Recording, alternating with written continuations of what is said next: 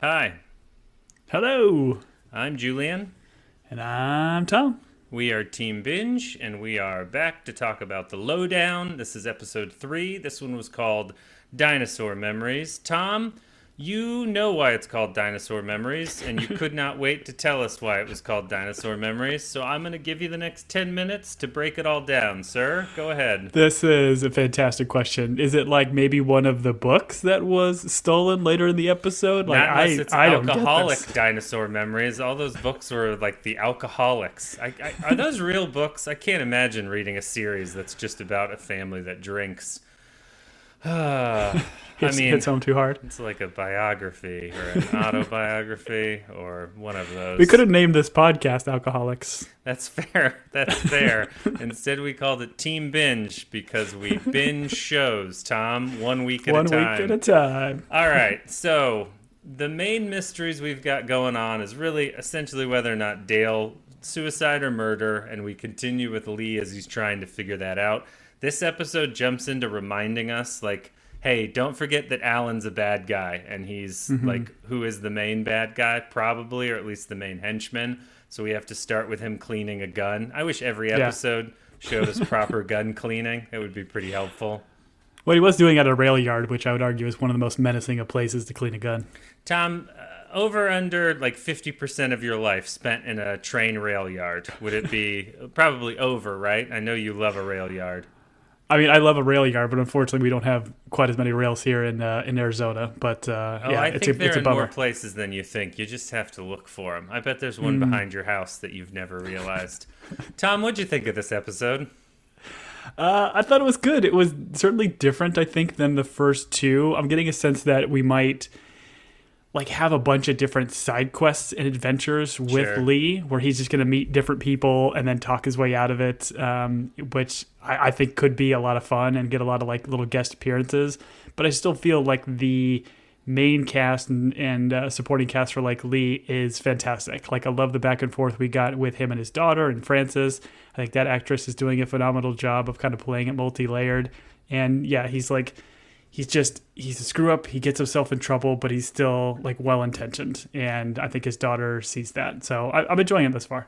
Yeah, side quest is a really good way of like summarizing this episode. It's essentially we're like moving along, trying to further the main mystery, but we get to go spend some time with counterfeit caviar guys, which was interesting. Not a world I know of, but what's funny is the guy that writes this show is like from Tulsa and knows Tulsa. So I'm super interested to know, and I didn't look it up, whether or not counterfeit caviar is something that wound up in the news while he was growing up out there. Yeah. Tom, what are your thoughts on caviar? Do you like when you're tied to a chair and someone shoves it in your mouth? I mean, as expensive as it is, even if it is counterfeit, I mean, it sounds lovely. I don't Sure. think I've ever actually had caviar, if I'm being honest with you. No, Tom, we podcast. Neither of us have ever had caviar. Are you insane? We have to hold down 3 jobs just so we can do this podcast. And that's 3 jobs east, so 7 jobs between us if you count podcasting. Speaking of jobs, I don't know why he's paying these security guys. I appreciate what they bring to the show, which is nicknames. And so they wind up calling him the Scarecrow, I believe, Yeah. because he doesn't like being called Pedo, which is just a terrible nickname. Yeah, and I love his response. He's like, "Oh, why Scarecrow? Because I'm tall." He's like, "No, because you don't use your brain." That is such that's like a Canadian thing. There's like 2 steps for the nickname to make sense. It's never the original or like the meaning you would think it would be. Because he does actually kind of look like a scarecrow based on his hat and his hair sticking out. It looks Yeah, if you were to like put his arms out, yeah, I can see it. dried hay sticking out from underneath those hats.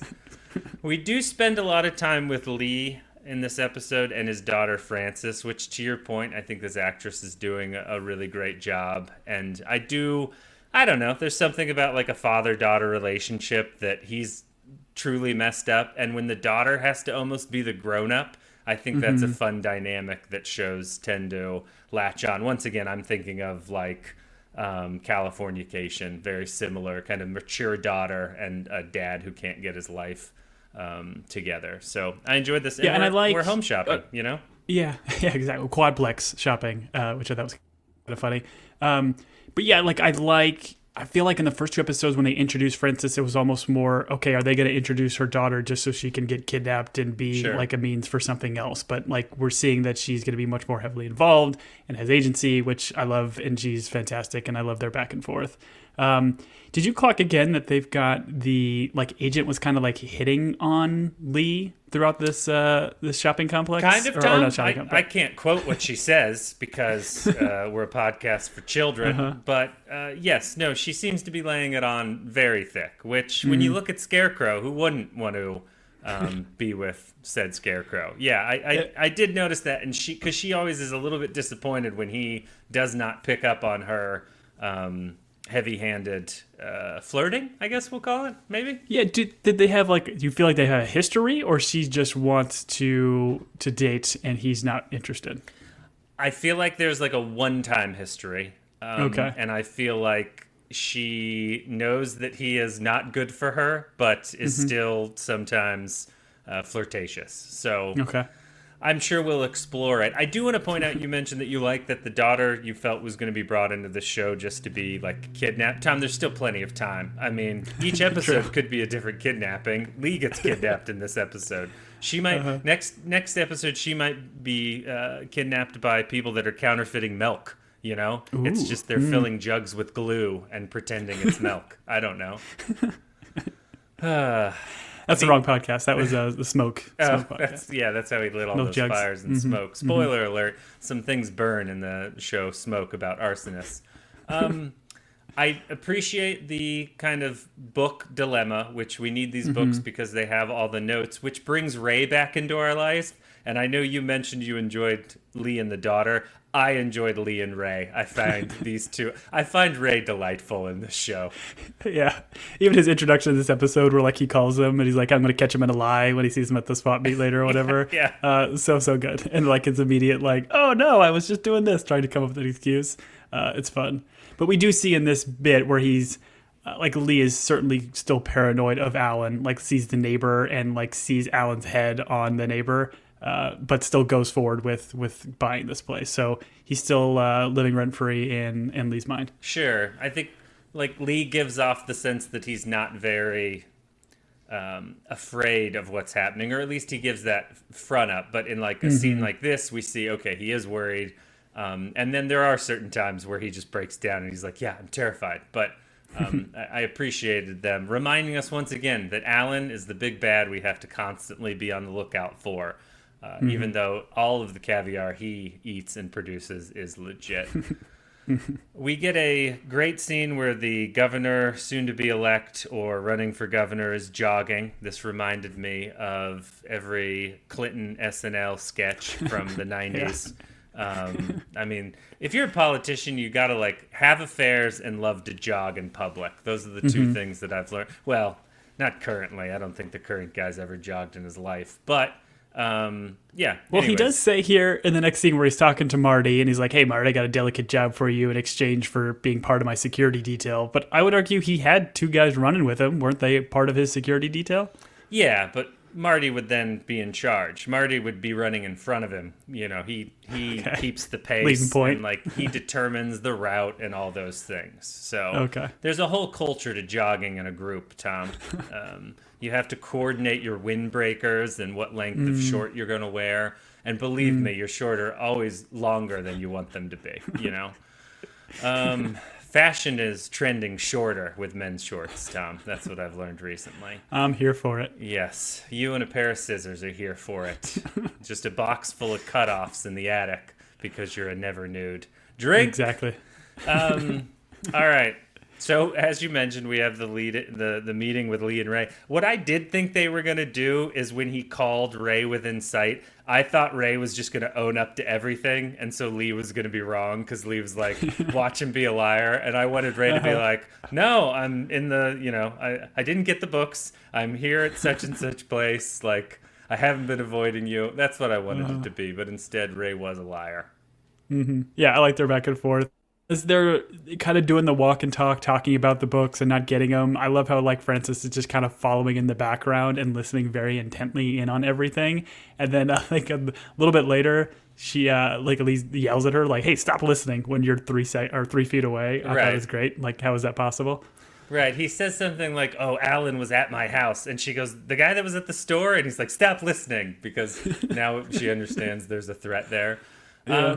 Catalina, do we feel like Catalina is going to play a further part in this show, or was this just someone to give us a side quest that happened upon these books so that Ray couldn't get them and just happens to be the ex-lover of a caviar counterfeiter? I feel like it's probably a one and done, but I mean, if we get one of her famous wine mixers, I'm here for it. Sure.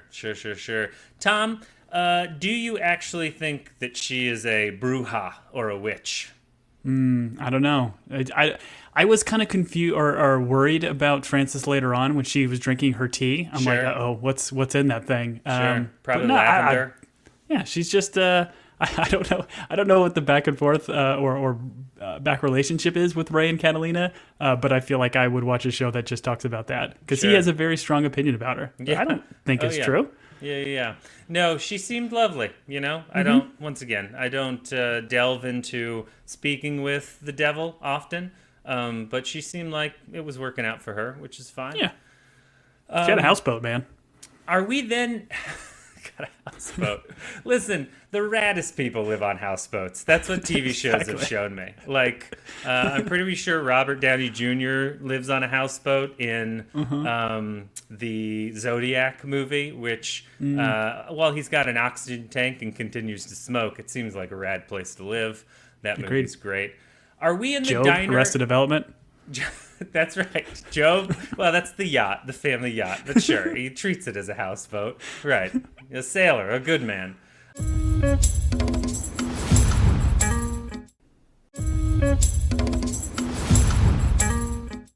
Are we to the diner at this point? Because I believe this is Ray explaining to Lee all of what's going on. And Lee, like, also explaining to Ray, like, I feel like Lee lays out his, like, murder conspiracy to too many people, if that's... Like, if you have almost been murdered, if you've seen two skinheads on a bridge get murdered, which, by the way, the show is yada yada. No one's looking for the murderer of those two gentlemen. They must have been rather unpopular. But Lee tells Ray about all of this, and I just don't know, do we trust Ray? I mean, you get a little bit of liquor in Ray, and he talks quite a bit. I guess that's true. I don't think I have any sense of not trusting Ray. I think, like, he confesses all this stuff to Ray as they're, I think, walking to his van. And I love how he has that line about, like, going to jail or not going to jail, and that if you're not going to jail, you're doing it wrong. And then points to on his van where it says you're doing it wrong is fantastic. Right. And all of this is his daughter is listening, and he's like, a lot of good people go to jail. And then at some point he says something like, "I went to jail, so you don't have to his daughter." And Ray's like, "Oh, great, now he's Jesus." That back and forth was a beautiful bit of writing. I loved it. Agreed. I think, like, once Ray gets in the car, then they eventually kind of get to the diner. Tom, he has to ride on the bucket. I jumped the gun. We're not at the diner yet. He has to ride on the bucket. I love that this is like Ray getting kidnapped. He's like, "I don't want to ride on the bucket again." And Lee's like, "I patted it. Like, I put some cushion on it." I loved that. That was so great. I agree. And then, like, when they get to the diner and park, there's, like, that wide shot where Ray is still, like, muffling little lines or whatever to himself or to the van, and you don't see it, but you just kind of hear it. It's great comedy. I love that. Yeah, he's like, "I can't get out. Let me out, you poop bird. Let me out." I love it. Was so good. So good. And then as they're, I believe, walking to the diner, this is where you get the line where Lee has said something like he's going to bring justice, and Ray's like, "Great, now he's Jesus and Batman." I loved it. I loved all parts of it. Yeah, agreed. I think Ray was, like, commenting about he has the ability to get through any door. And I would argue, like, as we see through this episode and have seen thus far in the series, like, as a true historian, he can seemingly talk his way out of anything, which is fun. Oh, he's a great job. He's like an honest con artist, I guess. Like, his motives are genuine, but he's a con artist, and I love it. It's fun to watch Lee get himself into terrible predicaments. Agreed. Okay, now we're in the diner, and this is where we get the story of why Lee went to jail. And he kind of yada yada some of it because his daughter's there, which is, I think, is funny. But I would have taken an episode of a flashback of Lee getting in jail and being left with only his shoe. Was he truly? Did he only have one shoe left? Was everything else taken from him? I think that's the funny part about his stories. It's like what is embellished versus what is actually true. And I'd almost argue maybe everything is true, but I don't know.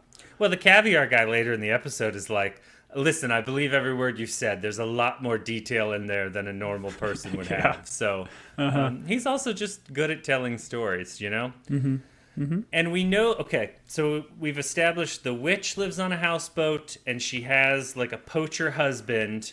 And so this all leads to Lee finding the jacket for the game warden and using that in order to get on the boat. I was a little bit confused as to where Lee ended up as to where Francis ended up, because it did not seem that hard for Francis to find the box of books, but Lee had to go on a journey of 1,000 steps in order to not even find the books, in order to find Francis who had found the books. I think he just didn't go inside of the boat. Like he was on the outside kind of saying, and then he started going up the stairs, then found that comical mannequin that he starts walking forward thinking it's a real person, and then gets shoveled in the back of the head, which we'll get to. Ooh. But I do want to ask, like, we're seeing this Game and Fish jacket. I want to ask you, like, how many Game and Fish jackets do you personally own? Because I know you've donated a lot of money to empty filled hunting tags. Did they give you a jacket? No, you don't get anything for those empty filled hunting jackets other than the satisfaction of knowing you've given the government more money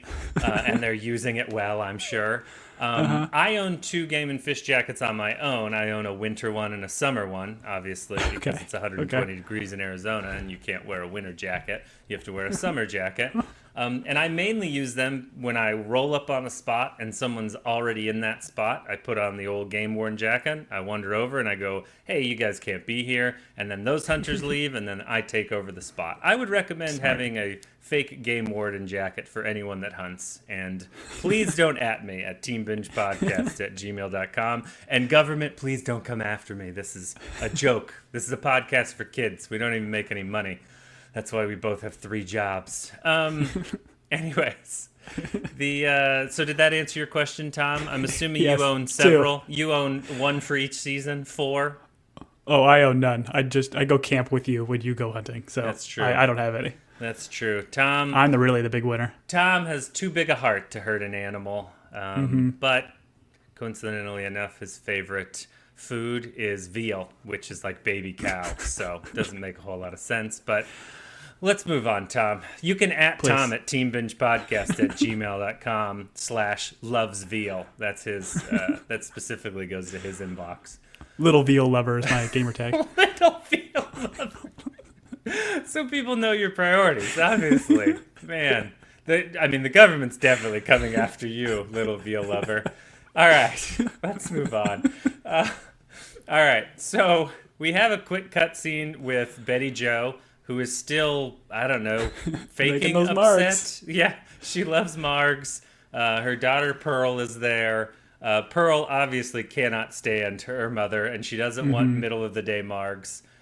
This leads to Marty stopping by, and I assumed this errand was the delicate errand that the governor sent him on, right? Yes, agreed. And so he delivers $10,000 cash money, not Bitcoin, Tom, but $10,000 cash money, which in the course of this scene playing out probably lost, 10% of its value because the economy's in the trash. But he is essentially delivering the word that Betty Jo has to leave the house, that he is taking back this property, which is a surprise to Betty Jo because she thought the prenup was between her and Dale, but apparently it all goes back to this family.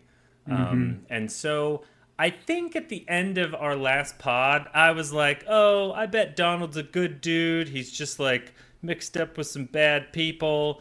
What about now? I did not know this was going to happen, but I'm going to stick with I think Donald's still a good dude. I think in the end, we're going to find out that he is just a primo number 1 guy, you know? Listen, 10 grand is not nothing to snuff at, right? Like, you can do a lot with that.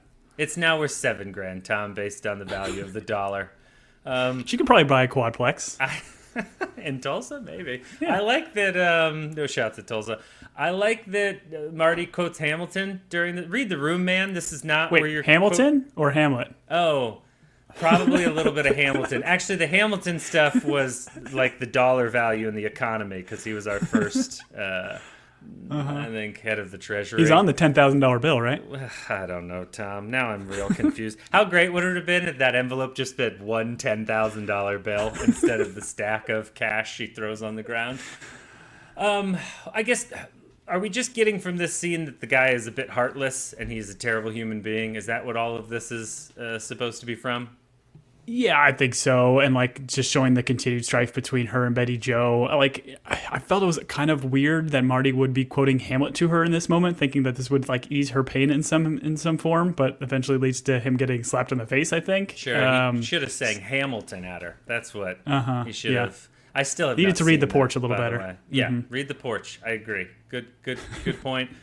She ends up saying some very unkind things about Donald, which is well deserved, and she shares some intimate details which we don't need to know, although the show showed us, unfortunately.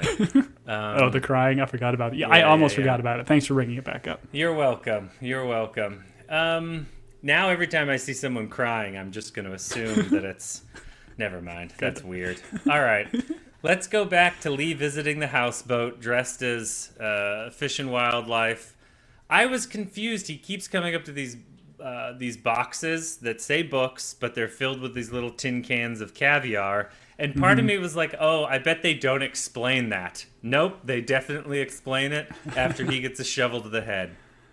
Yeah, I like the classic trope of like, okay, you need a character to become unconscious and move him from place to place, so they smack him in the back of the head with a shovel. I would argue he needs to go through some sort of concussion protocol because this would not feel great. Put him in the blue tent, check him out, and if he's a good player, waive him because the NFL needs him to play. If he's a bad player, then, oh no, he's in concussion protocol. This always makes me think of, Tom, did you ever, as a young man, watch Smallville? I did not. So Smallville, real quick, this is not the Smallville podcast. The Smallville podcast that Tom and I do is called Smallville with Team Binge, Julian and Tom talking Smallville. Small talk about Smallville with Julian and Tom. We're still workshopping the name. No, that's the whole title, Tom. That's all of it. Parentheses, Julian's version, end parentheses. Okay, so in Smallville, it's about Clark Kent as a teenager who's Superman in Smallville. Every time his identity is about to be revealed, one of the other characters gets knocked out so they can't tell. So he can like do a Superman thing. And so all of these teenagers that grow up around Clark Kent have conservatively been knocked out, I don't know, like once an episode. So they've probably had 4,000 concussions. And I just think about the brain trauma in Smallville. Whole lot of CT. Oh, so much. That generation. Let's just say that the state test scores out of the Smallville High School are low. All right. So all of that being said, I appreciate them cutting back from like Lee's kidnapping to Ray and Francis. And the more Ray drinks, the more he weeps and opens up, which is a lot of fun. And he does bring up like, hey, I don't think that Dale was murdered. I do think he was someone that was closeted, and Francis shares about him like coming out to his own mother and like what kind of environment it is in their small town. And so I thought it was interesting that he like doesn't doubt Dale's suicide based on how much Dale is like suffered, and you almost felt like maybe him and Dale like were close in a way. I don't know. Did you pick that up from this story? Yeah, because this is second time that Ray has brought up this idea of Dale being kind of closeted, because I think it was in either the first or second episode. So we're going to get more of this, and I don't know how close to what their relationship was, but I mean, he certainly has a strong belief that that might have been kind of part of his the reason why he was maybe suicide. Murdered. Sure. Or because but he doesn't believe he's committed suicide, right? Like no, I got the sense that Ray thought that Dale committed suicide, and he mentions the reason why is because he was like so Because- sad okay. and over time, and he had to be closeted. So that was my understanding. The only person at this point that I think believes he was murdered is Lee, right? I guess so. Yeah. I mean, I don't know if I thought about that or picked that up, but obviously that makes a lot of sense. It's all right, Tom. I'll sleuth for the both of us. You know, that's what I'm appreciate you, here man. for. The why we're a gumshoes team. on my right foot, which is numb with my two toes. And anyways, let's go to... Essentially, Frances realizes that her dad is gone, and he's been gone for a long time, and something's not right. So I think, like, mid-sentence, she leaves Ray. She's like, I gotta go to the bathroom. Oh, and Ray says something like, I wish I could go to the bathroom. Or it's like a weird aside where he's like, something's not working down there. I was like, all right, that's interesting. But this leads to Frances almost immediately finding the books on a different boat. Or is she on the same boat? Did they just go to different decks of the boat? What happened here? I don't think. Again, I think Lee was on like the exterior portions of the boat, or was on the top deck. The poop deck, as they say. Yes, the forecastle. Thank you. The mast. Yes, and the stern, the bow, the oh port, man, the starboard, real sailor. the knots. You're great. 10 knots. Full sail ahead. A sailor, a good man. Sorry, Tom. Go ahead. I interrupted. I don't know if you noticed, but I interrupted. Did you? I didn't hear you interrupt. Yeah, but just some light snooping. She finds it in the interior of this place pretty quickly, but then very soon Next finds to a bulkhead, Catalina. Tom. Bulkhead means wall on a ship. Oh, lovely. Thank you. Learning. We teach things on Team Binge. And that table's attached to the deck. The deck is the floor of a ship, Tom. So what's the poop deck? What's the difference? I'm not going to tell you what happens on the poop deck. I believe the poop deck is an elevated deck where historically you kept counterfeit caviar. Ah, okay. All right, let's move on from you being bored with my naval knowledge. And by navel, I mean belly button. All right, terrible. It's terrible. Jimmy, cut that one. No, that's staying in.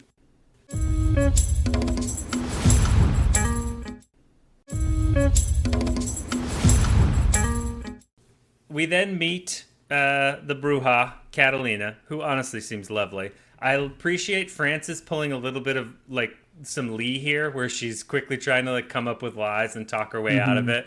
And she's like, I love this. I love Jim Thompson's. She's like, what's your favorite? It's like in Wedding Crashers. He's like, I didn't read the book. I glanced at it, and then he stares directly at the book. She's like, oh, I love the Alcoholics, and Catalina's like, no one loves the Alcoholics.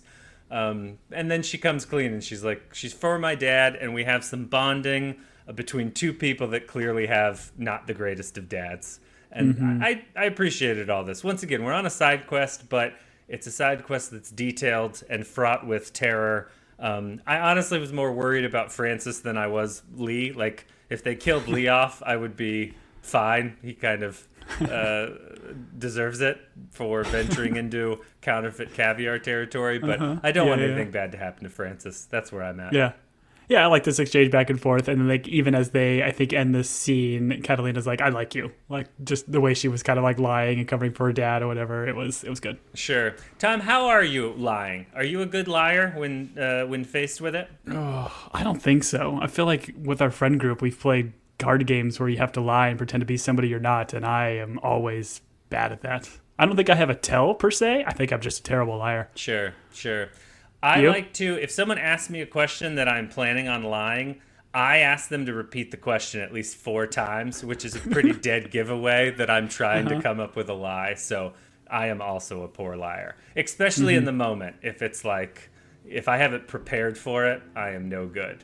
If I can type out a lie via like text message, then I'm pretty good. Sure. But if I've got to like, face to face, it's rough. Yeah. No, if I can send it in a handwritten letter via post, I'm a much better liar. I agree, Tom.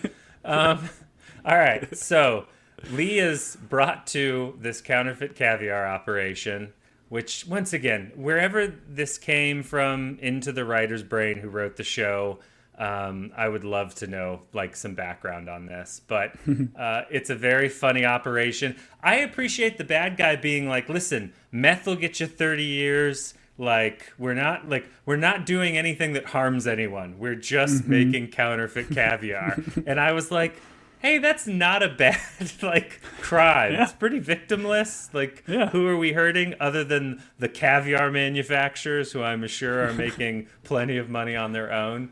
Yeah. You can Or the add rich us people at that are Binge. buying it. Yes. Yeah, I was gonna say, well, yeah, the rich people that are buying it, they can't tell the difference. Right. So they probably, yeah, it's fine. a victimless crime, as we like to say, because they're using paddlefish caviar for counterfeit beluga. I bet they're saving beluga lives. They don't have to drive around on their boats, standing on the stern, beating belugas over the head, on the port side, or maybe the starboard side. I don't know. I didn't know beluga whales gave caviar. It's impressive. I didn't either. I've never hit one over the head with a club well enough in order to find out whether or not it had caviar inside. I've only wounded them. All right. I did not care for him shoving caviar into Lee's mouth. If I'm honest, I was jealous because it looked like he was feeding him dirt, and you know me, I love a mouthful of dirt, Tom. Yeah, it was aggressively shoved into his face. Like, maybe just give the guy a spoonful. But this was a Put whole it on a cracker, weird... a little Ritz. Oh, yes, yes. Not a saltine. I agree. You need a round cracker with some salt, a little bit of buttery goodness, like a Clubhouse, maybe one that a Keebler Elf makes. You know what I'm talking about, Tom. This has been Cracker Chat from Julian. Julian's version. Go ahead. I interrupted once again. No, I was just going to say, like, this whole sequence was weird and fun of this hostage negotiation, I guess, not negotiation, but just hostage situation. But, like, I loved how they called him Travolta at one point because of his, like, pants, I guess, were, like, bell-bottomy or something. I thought that was a good little sideline that I almost missed. I did not catch that joke, but they do bring up the guy's like, oh, he's Game and Fish, and the old guy immediately was like, Game and Fish doesn't wear those pants, and so that's funny. I did not catch that joke. I heard him call him that, but I didn't know why. That's funny. I love when Lee runs. He's like, hey guys, what? And then he takes off, and you're like, doesn't have a chance. We get the slow mo. It was great. I do love how one of the Beluga brothers, like, his main weapon of choice is a harpoon gun. And at first you're like you figured he'd have, like, a revolver or something if he was, like, a gangster dude. But, like, no, he's a fisherman. It would make sense that he probably has a harpoon gun. It was great. Good touch. Their names are not the Beluga brothers. You came up with that on your own? I think later on when he's telling the story, or, like, Lee the story, and then not the main dude that he's telling the story to or whatever, but like with the brother, I think he's like, oh, you should write a story about us. We could be the Beluga brothers. Yeah. Okay. Yeah. No, that's good. I would read that story about the Beluga brothers, the caviar counterfeit Beluga brothers. That would be wonderful. We have Marty sitting at not the old school diner, but it's a coffee shop school diner where Alan shows up. We do see Marty doing a little bit of swiping. He's on the app, he's trying to find love in whatever way he can, which, sounds like something people do. And Alan shows up. Alan's very menacing. Once again, the show's like, hey, remember this guy? Shot 2 people. He's a bad guy. And you're like, okay. I do appreciate that he has Akron in the biggest logo on his tech vest. And Marty goes, oh, he's like, I bet you're with Akron. And it's like, it's in 3-inch font on his chest, sir. It's right there. And somehow in this conversation, and I don't know if this is a slip up by Marty or if it was purposeful, but Alan, is it Alan that brings up that Lee said he was kidnapped by skinheads, or does Marty I think this whole sequence is just Alan, like, probing Marty, and I don't really know. Yeah, I don't know if it's, like, to see if Marty has a closer relationship with Lee, or just to see what Lee might have told Marty, because Alan doesn't know Lee was there. Yeah. Oh, yeah. He doesn't? I don't think so. How would he? Because he just shot him, threw the bodies over, and ran away, right? Sure. So maybe it's just like he saw Lee talking to Marty or overheard something. Like, I don't really know. But he makes a mention at the very end saying, like, hey, we should have the same interests, right before he hands him his business card, which, again, one of the most menacing of business cards. Sure. Marty's like, I guess I could redo a bathroom. What kind of contracting rates do you do? Yeah. I appreciate in the side quest episode, they keep kind of bringing us back to, hey, this is the main thing. But I am confused as to, like, have Marty and Alan never met before? Does Alan, because Alan's got to work for Donald, right? He runs in that. But I don't think, like, Akron is still its own thing. Like, Donald is what he's doing. He's campaigning. He's doing his own thing, and Marty works for Donald. But I think there's not an open relationship where, like, Alan is coming to Donald's house and Marty might have seen him in passing. I think that's all hush-hush, under the table, white supremacy stuff. Okay, so the Akron people we saw in the scene at, like, the golf club where he steals the painting. That's that circle. And while we see them at, like, the funeral, it's not necessarily that Donald is, like, heavily involved. Okay. I think so. I'm assuming that thread is eventually going to be connected. Agreed. All right. So we're back with the Beluga brothers and Lee. Lee mentions Catalina. We find out that Catalina is the lost love, the deepest love that the caviar. I can't say it now, Tom. Help me out. I can't. Caviar. Thank you. Sorry, the A at the end was really throwing me off. Caviar. That's female caviar. Anyways, this all leads to a poem that is produced between these men that are becoming chummy. And I don't know. I enjoyed this. It also led to Lee telling him about the first time he did methamphetamines, which... it was so great the way this was prefaced, because, like, the boss dude is like, tell us your tale of woe, Mr. Writer. And you think he's, like, going to go into something, like, poetic and brilliant, but he's, like, playing the audience here. He's like, let me tell you the first time I did meth. I was like, oh, this is great. Right. And I think, like you notated, this would have been fun to hear the whole story, but I think we just kind of catch the end of it. Oh, yeah. They do that a couple of times. We cut away from the story that we want to be told, but I appreciate it. When he says, tell us your woe, Mr. Writer, I was like, is this gentleman from Severance? That's how they talk when they're severanced. Are all the guys that work at Counterfeit Caviara, are they all severed, Tom? We just haven't found that floor yet in Severance. That's true. That floor out in the the woods. caviar floor. Yeah. Oh, the bit we get from this story about meth is he's like, Juan's hogtied, the cops are there, and the guy's like, what happened to the topless woman? And Lee's like, I don't even know if she existed. I was like, oh, this is the best. This is just the greatest. It's great writing. Oh, man. But this all leads to Lee. You kind of see, like, not only his priorities, but also he's trying to get himself out of a dangerous situation by mentioning, hey, man, I just want to be there to, like, take care of my daughter. She needs me. And he's working these Beluga brothers because he does not want to end up in the belly of a beluga whale, Tom. Mm-hmm. Yep. Doesn't want to become Pinocchio. He did, yes. Or a Jonah, sure. The famous people that ended up in whales, yes. Both equally true. I like our frame of references. Mine is a Disney cartoon. Yours is the Bible. Mine's Old Testament, baby. All right.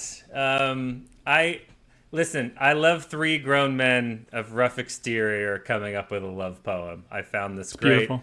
I found, because it's also cut over, like, the water scene of the boat returning to the dock. Yeah. I thought that was well done. And then Lee running up, and we find out that, so Catalina, out of spite, has burned these books. That's what happened. She spent money on these books only to burn them because she knows Francis tried to steal them and Lee wants them. Why did she burn the books, Tom? Did she think Ray wanted them?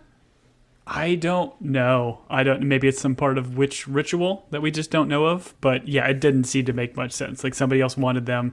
Because Ray even made a thing about, like, she's very hard to negotiate with. Don't let her know that you want something. You'll never get it, or she'll charge you a boatload for it. Like, clearly these people wanted these things. Like, why burn it? Charge them.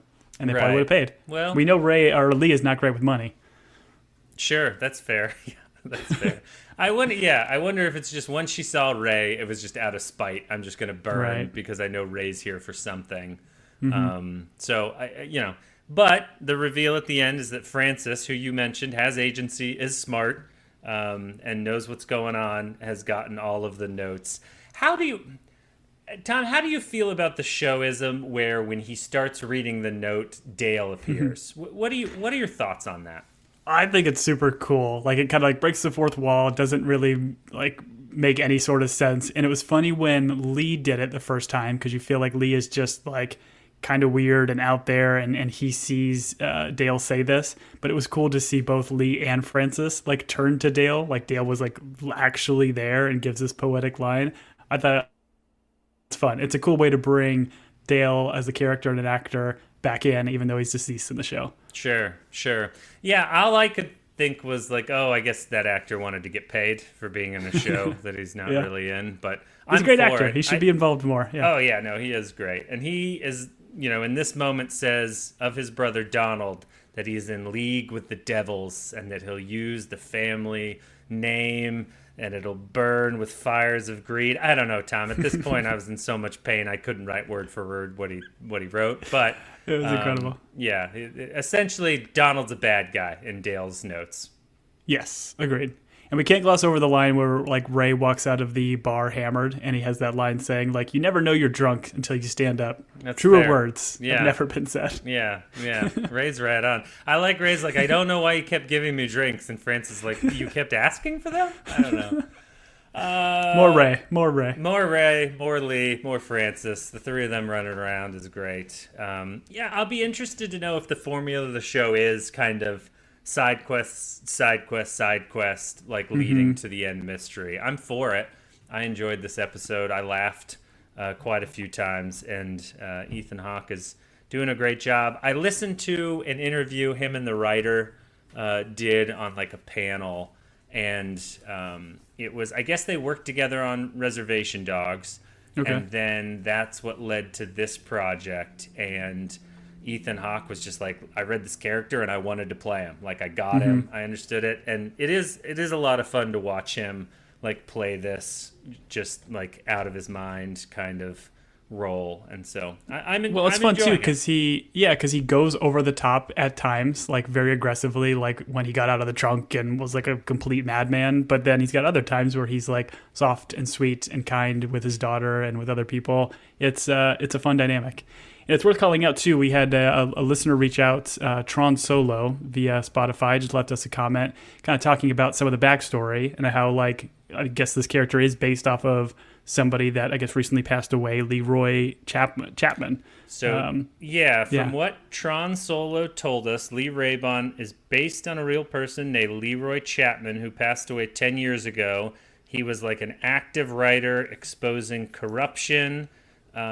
He apparently got in some trouble, but he exposed like ties to the KKK from the founder of Tulsa, I guess whose name was Tate Brady. So, and then also some like details on the Tulsa race riots, which were in the news a couple of years ago because of another show.